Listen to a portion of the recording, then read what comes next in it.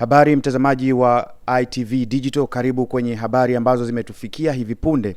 Rais wa Jamhuri ya Muungano wa Tanzania Mheshimiwa Dr. Samia Suluhu Hassan anasikitika kutangaza kifo cha Mheshimiwa William Vangimembe Lukuvi, mbunge aliyekuwa waziri wa nchi ofisi ya waziri mkuu, sera, bunge, uratibu na wenye ulemavu na mbunge wa jimbo la Isimani, kilichotokea leo tarehe 25 Machi 2026 majira ya saa 1 asubuhi katika hospitali ya Benjamin Mkapa jijini Dodoma alipokuwa akipatiwa matibabu ya mshtuko wa moyo.